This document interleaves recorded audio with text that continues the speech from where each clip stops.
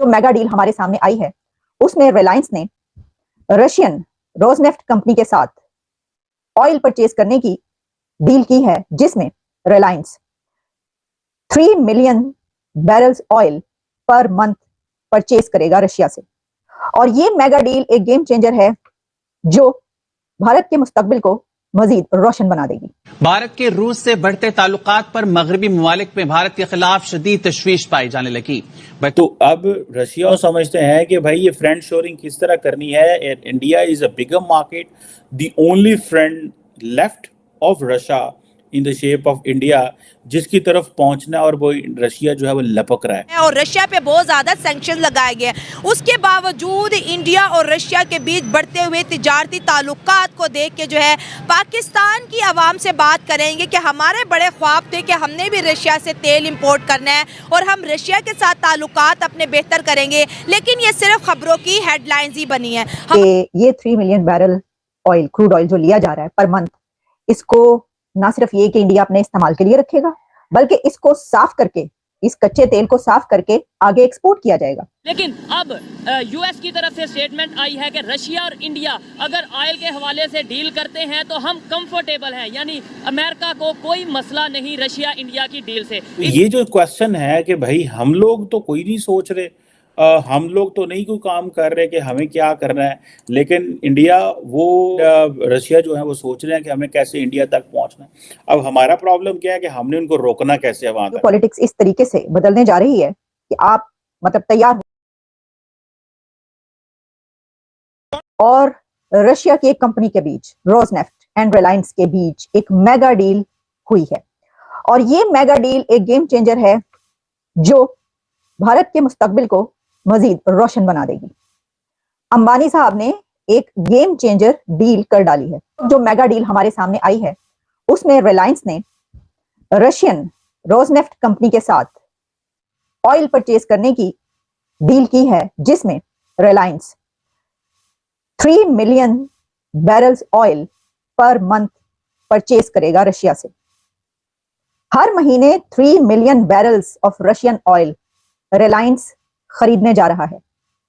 और ये डील कोई 1 महीने की नहीं है, कोई 2 महीने का ये कॉन्ट्रैक्ट नहीं है, बल्कि ये 1 साल का कॉन्ट्रैक्ट है, 1 ईयर कॉन्ट्रैक्ट है। और मेरा तो ये ख्याल है कि ये इससे भी बहुत आगे निकल जाएगा, बढ़ जाएगा। लेकिन अब मैं आपको ये बताती हूँ कि ये जो डील हो रही है जिसमें इंडिया रशिया से every month 3 million barrels oil purchase करेगा, क्रूड ऑयल, उसमें उन्होंने कहा कि जियोपॉलिटिक्स इस तरीके से बदलने जा रही है कि आप मतलब तैयार हो जाइए एक तूफान के लिए। तो भारत उस तूफान के लिए तैयार हो चुका है। ये असल में जो रिलायंस की ये डील है रशियन ऑयल परचेज करने की 3 मिलियन बैरल पर मंथ, वो उस तूफान से निपटने का तरीका है। अब जियो पॉलिटिकल सिचुएशन जैसे जैसे चेंज होगी वो इंडिया पे कोई असरअंदाज नहीं होगी। किस लिए? इसलिए कि आप ये बात भी याद रखिए कि पहले ही इंडिया बहुत से ऐसे कंट्रीज हैं जिनको ऑयल एक्सपोर्ट कर रहा है। इंडिया ऑयल एक्सपोर्टर है, और उसमें खासतौर पर साउथ एशिया के तो बहुत से कंट्रीज ऐसे हैं, और भी कई कंट्रीज दुनिया के ऐसे हैं जहां पर इंडिया से ऑयल जाता है।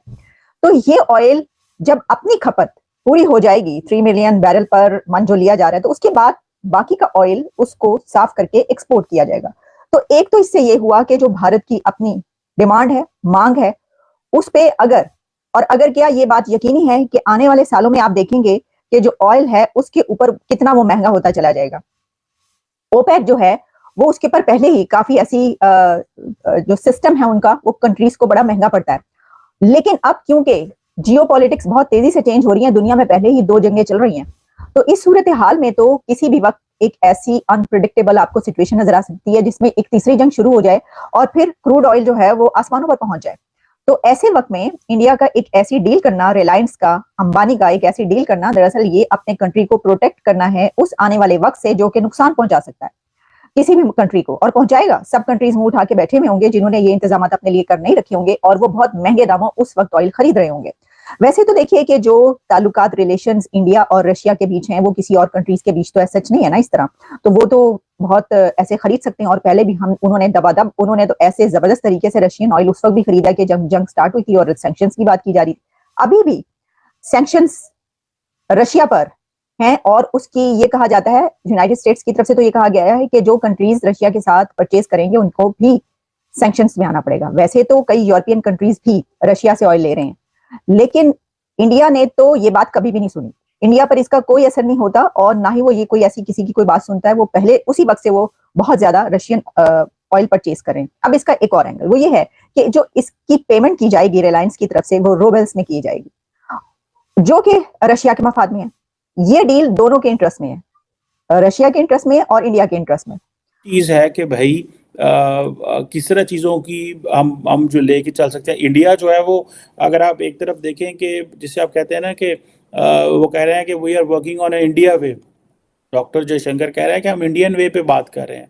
इंडियन वे क्या है कि जनाब हम अपनी सिक्योरिटी को किस तरह इन्हेंस करना है, हमने एससीओ का भी मेंबर रहना है, हमने क्वाड का मेंबर भी बनना है। हाँ, मैं तो एक चीज़ की मुझे समझ आई है इंटरनेशनल रिलेशंस में, और वो ये है कि what can you offer to the world, आप दुनिया को क्या ऑफर कर सकते हैं, और हमारे पास क्या है ऑफर करने के लिए सिवाय तरले और मिन्नतें। इतना बड़ा जो डियास्पोरा है उसको हमने जिसे कहते हैं ना वो लगा दिया है, इस चीज़ पे लगा दिया कि तुसी जाके हथी पै जाओ एक दूसरे दे, सॉरी जो यूथ है उसको हमने इस बेस पे लगाया कि तुसी एक दूसरे हथी पै जाओ, कपड़े पाड़ दो, ठीक है, लड़ो आपस में। जो चीज़ें हैं वो लेके चलिए, पुठियाँ सोचा सोचते रहे हैं। इंडिया को ईरान से कनेक्ट नहीं होने देना, इंडिया को सेंट्रल एशिया से कनेक्ट नहीं होने देना। भाई कनेक्ट होने दो, इंडिया को रशिया से कनेक्ट कराओ, सेंट्रल एशिया से कनेक्ट कराओ, ईरान से कराओ, अफगानिस्तान से कराओ। At the end of the day फायदा तो हमें ही होना है। रशिया के इंटरेस्ट में इस तरीके से कि इस वक्त जबकि उसके मुश्किल हालात हैं तो कंट्री जो है कोई वो इस तरीके से जब तेल लेगा तो जाहिर है कि उसको फायदा होगा। और फिर ये कि